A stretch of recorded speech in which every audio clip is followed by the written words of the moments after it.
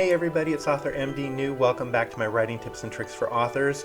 Today I thought we'd spend a little bit of time going over planning out a book series. I know a lot of authors think that they're just going to write one book and then all of a sudden they end up writing three or four in a series and kind of go, wow, how did that happen? Well, today I thought we could actually consciously plan out our book series.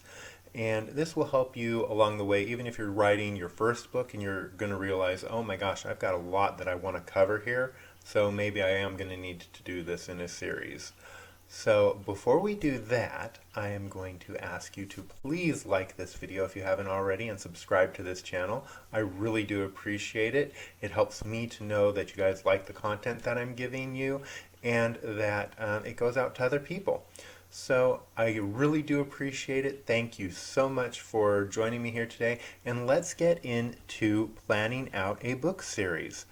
So the first thing you want to do when you're thinking about a series is to find your central idea of the book or series. And that can be anything, right? If you're writing a romance or a science fiction story or a horror novel or whatever. It's just knowing what you want to have happen in the series. You want to at least have an idea of what the big central idea of the book is. Boy, I said central idea multiple times, but you know what I'm talking about, right? So you want to have an idea. Let's say you're doing, let's take an example like the Twilight series, right?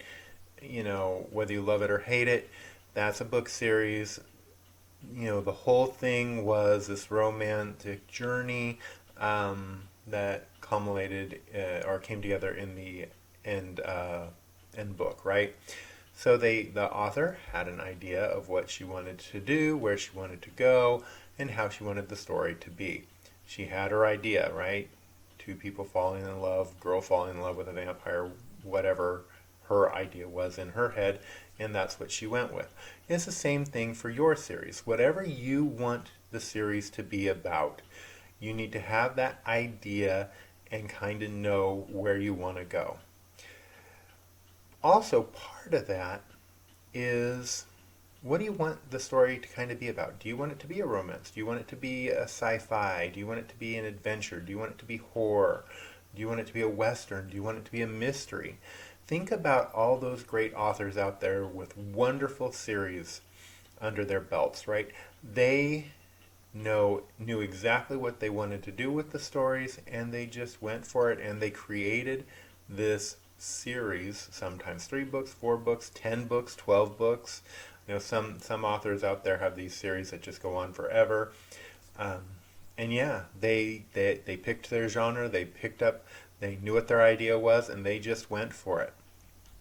Next up is kind of figure out the key plot points for each book and for the series. So each book is going to have its own individual plot. So you want to make sure that in each of the books, the plot is set forward, right? So you sit there and go, okay, the book is going to be about this, right? This is what this part of this story is going to be. Well, how does that serve the overall plot of the series? So you really want to keep that in mind. And by doing this, what you want to do is list the ideas for each book's end game or end goal and the end goal of the series. So that way when you're writing the book, you can go through and say, okay, I know that to get to the end of this series, I need to accomplish these 7 things. So each book is going to be accomplishing one of those things. And what that also helps you do is it kind of gives you a feel for how many books you may have in the series. So if there's 7 big things that you want to accomplish in the story to get to the end point, then you know that roughly each book is going to be one of those plot ideas, right? Also, you want to decide on the setting of your series. This seems like that might just be, oh yeah, no brainer, but there are different ways to tell different stories. So even if you're writing a mystery, is the mystery set in space? Is the mystery set back in the 1800s? When is this mystery taking place? That's going to shape the world that you're writing in. And that will also help you figure out kind of the plot points that you need to hit.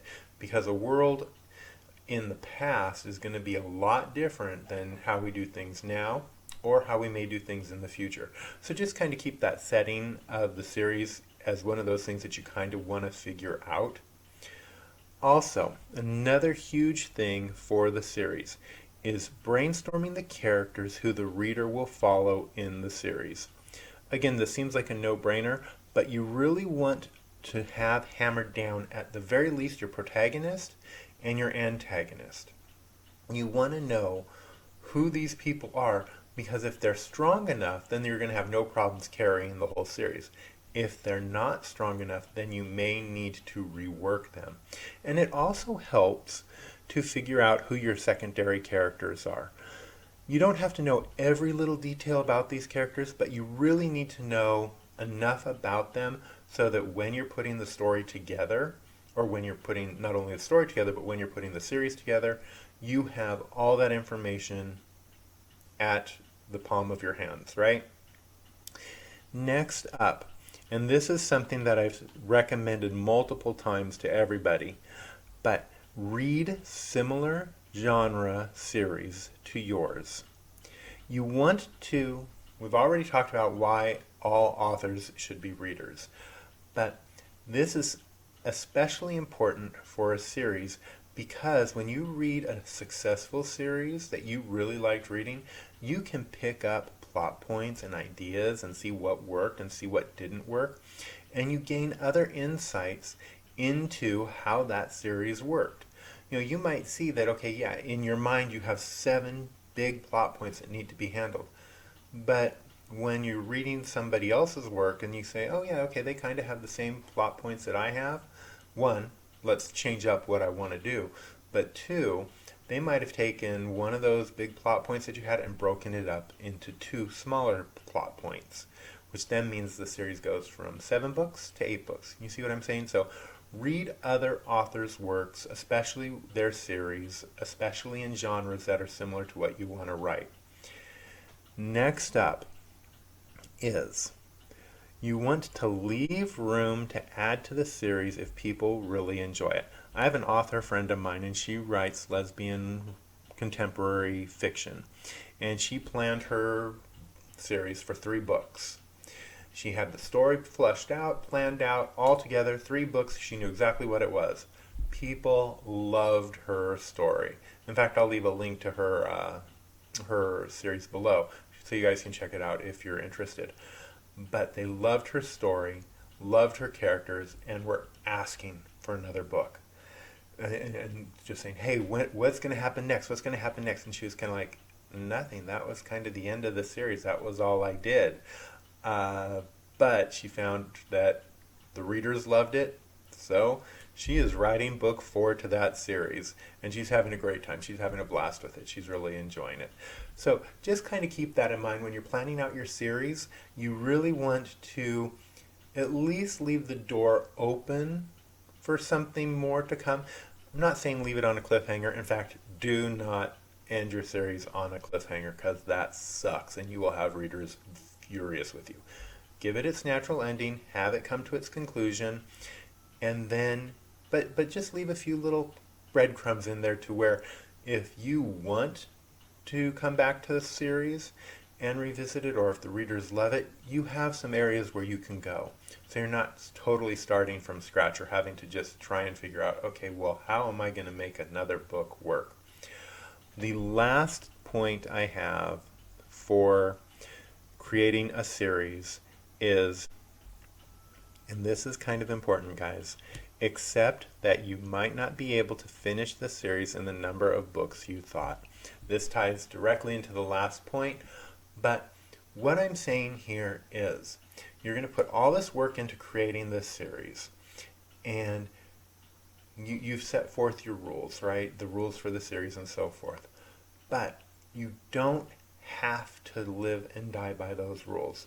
If all of a sudden you find out that you're going to need 9 books to complete the series, great. Then you have enough information for 9 books. That's awesome. Conversely, if you find out that you thought you were going to have 7 books, but you really only need 5, that's fine too. So it works both ways.